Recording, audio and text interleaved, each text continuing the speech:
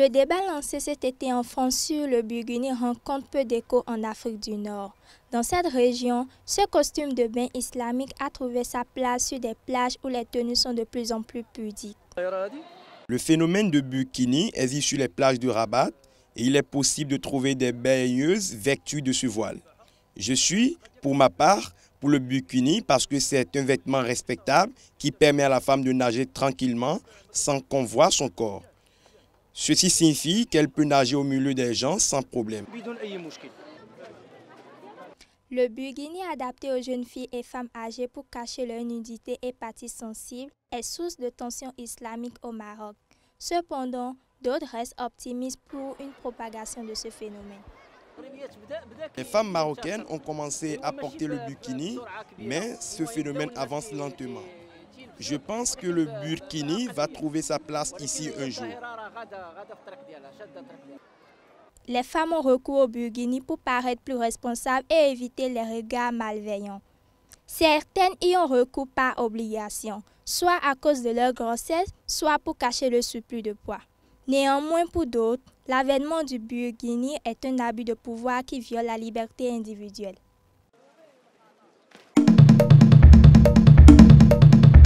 Sept personnes, dont un Français, ont été arrêtées depuis dimanche à Madagascar après le meurtre de deux jeunes Français sur l'île de Sainte-Marie, selon les autorités locales. Les indices ont été trouvés, mais pour le moment, on ne peut pas dire qu'on a pu retrouver les auteurs de cette infraction. Selon Thierry Rajaona Lorette, le procureur de la province de Tamatave en charge de l'enquête, qui s'est rendu sur l'île mardi, 3 autres personnes ont été interpellées. Il s'agit d'un ex-petit ami d'une des victimes, un Français vivant sur l'île de Sainte-Marie et 2 ressortissants malgaches. On a ouvert une information pour assassinat, mais pas pour meurtre pour le moment.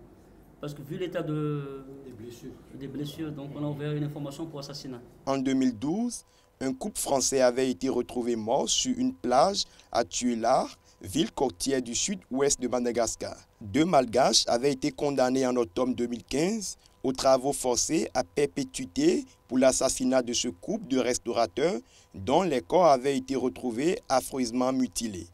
Selon le maire de Sainte-Marie, c'est la première fois que des ressortissants français sont retrouvés morts sur cette île dans ces circonstances.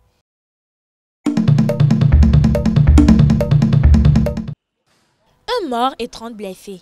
C'est le bilan de l'attentat à la voiture piégée qui a eu lieu dans la soirée de mardi dans l'extrême sud de la Thaïlande. Cette nouvelle attaque surgit moins de 2 semaines après les attentats dans les stations balnéaires. L'attaque visait le Southern View, un hôtel situé dans la capitale de la province de Pattani. Une première bombe a explosé un peu plus tôt devant un bar situé à proximité de l'hôtel, semant la panique dans la zone de l'explosion.